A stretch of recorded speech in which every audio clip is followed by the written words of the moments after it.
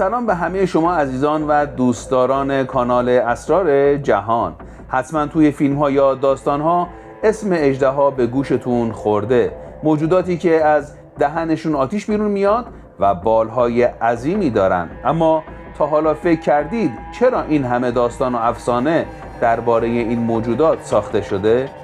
ممکنه یک زمانی واقعا وجود داشتند یا اینا فقط زائیده تخیل انسان‌هان؟ توی این ویدئو قرار شما رو به دنیای رازآلود اژدها ببریم، از ریشه‌های تاریخی تا باورهای عجیب و حتی بررسی احتمال وجود واقعی این موجودات. پس تا آخر این ویدئو با من همراه باشید، چون قرار چیزهایی بشنوید که شاید هیچ وقت بهش فکر نکرده بودید. اژدها موجودی که افسانه اون در همه جا هست. حضور اژدها در تمام فرهنگ ها. اژدها یکی از معدود موجودات اساطیریه که تقریبا در تمام فرهنگ های دنیا حضور داره، از چین و ژاپن گرفته تا اروپا و حتی امریکا. هر جایی که نگاه کنیم داستان ها و افسانه هایی درباره این موجودات زنده و تخیلی وجود داره. اما چرا یک موجود خیالی باید اینقدر محبوب باشه؟ در فرهنگ چین اژدها نماد قدرت، خرد و خوشبختیه. در اروپا اژدها موجود ترسناکیه که شوالیه ها باید با اون بجنگند. حتی در امریکای جنوبی آزتک ها و مایا ها به موجودی شبیه اژدها به نام کوئتل‌آلکوآتل اعتقاد داشتند. این نشون میده که اژدها یک پدیده جهانی بوده. اولین نشانه ها از اژدها برمیگرده به اولین تصاویر اژدها حدود 5000 سال پیش در تمدن سومر. اونا موجوداتی بالدار و مارمانند رو روی آثار هنری خودشون حکاکی میکردن. در چین باستان هم نقش اژدها روی ظروف و دیوارها که دیده میشه نشون دهنده اینه که اژدها برای اونها خیلی مهم بوده. میرسیم به تفاوت اژدهای شرقی و غربی. ابتدا اژدهای شرقی که نگهبان طبیعته. در چین اژدها نه تنها ترسناک نیست بلکه نماد باران و کشاورزیه. مردم معتقد بودند که اژدها آب رودخانه ها و دریاها رو کنترل میکنه. حتی امپراتورهای چینی خودشون رو فرزندان اژدها میدونستن. میرسیم به اژدهای غربی یا هیولای ترسناک. اما در اروپا داستان فرق داره. اژدها در افسانه‌های غربی معمولاً نماد ویرانی و نابودیه. شوالیه‌ها باید اژدها رو شکست میدادن تا هم شجاعت خودشون رو ثابت کنن و هم مردم رو از شرشون خلاص کنن. حالا بپردازیم به علت این تفاوت‌ها. این تفاوت‌ها از شرایط جغرافیایی و فرهنگی ناشی میشه. در شرق که کشاورزی اهمیت بیشتری داشت، اژدها نماد طبیعت و زندگی بود. اما در غرب که داستان‌ها بیشتر حول جنگ و قدرت میچرخیدند، اژدها تبدیل به موجودی شیطانی شد. حالا بیایید ببینیم آیا اژدها وجود داشته یا واقعی بوده یا نه.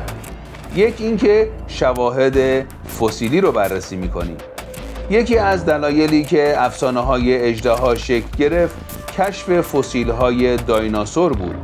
انسان‌های باستان وقتی استخوان‌های عظیم رو پیدا می‌کردند نمی‌دونستند اینا متعلق به دایناسورها هستند.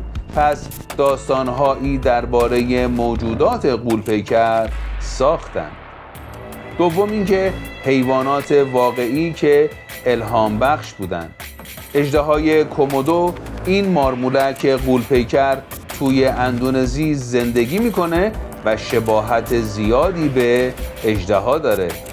مارها، حرکات مارها و ظاهرشون به خصوص مارهای بزرگ مثل آناکوندا میتونسته الهام بخش داستانهای اژدها بشه. پرنده های شکاری بزرگ هم این رو تشدید میکردن. بعضی پرنده ها مثل عقاب ها به خاطر بالهاشون شبیه اژدهای بالدار توی داستان ها هستن.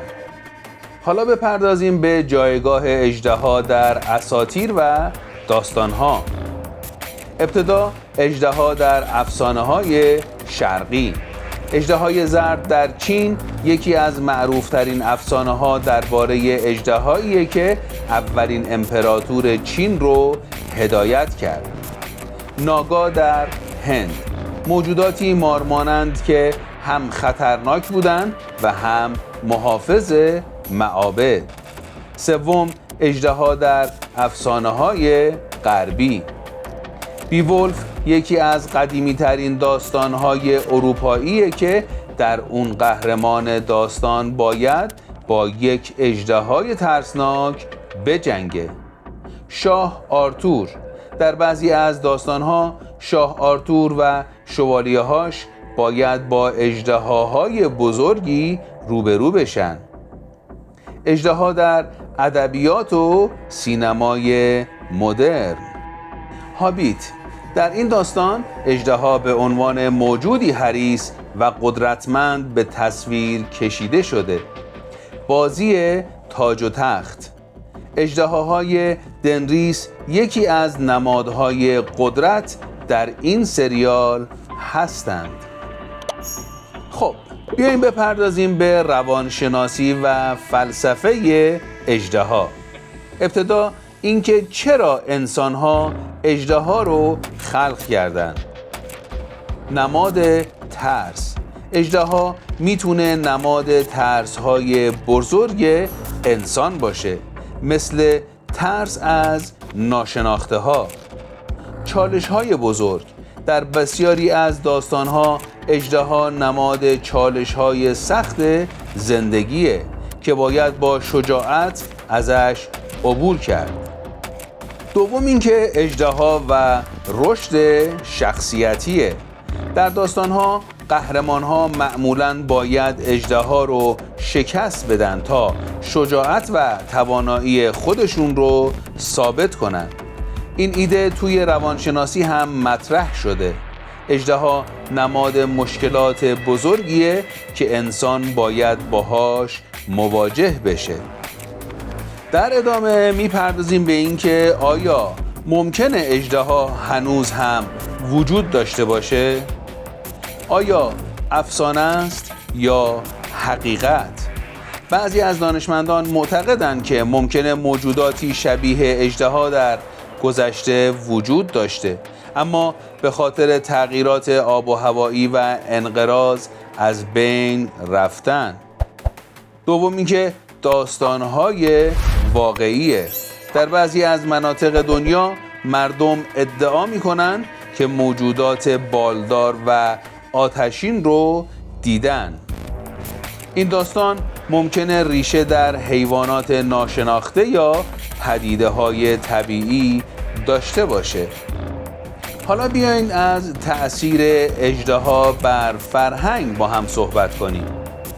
اول جشن‌ها و نمادها. در چین جشنواره‌هایی برگزار میشه که توی اونها مردم با رقص اژدها از این موجود افسانه‌ای تقدیر میکنن. اژدها روی پرچم ولز یکی از معروفترین نمادهای ملیه. دوم، هنر و ادبیات. اژدها در نقاشی‌ها، مجسمه‌ها و حتی موسیقی‌ها الهام بخش بودند.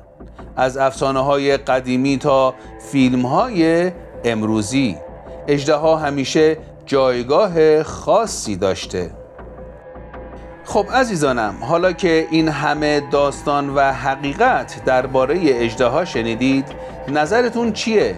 شما فکر می‌کنید اژدها فقط توی افسانه‌ها هست یا ممکنه یک زمانی واقعاً وجود داشته، یا شاید هم ترکیبی از تخیل و واقعیت بوده. نظراتتون رو حتما توی کامنت ها برای ما بنویسید. اگه این ویدیو براتون جذاب بود حتما لایک کنید و برای دیدن ویدیوهای بیشتر کانال ما رو سابسکرایب کنید. قرار کلی داستان دیگه رو با هم کشف کنیم. پس تا ویدیوی بعد، بدرود.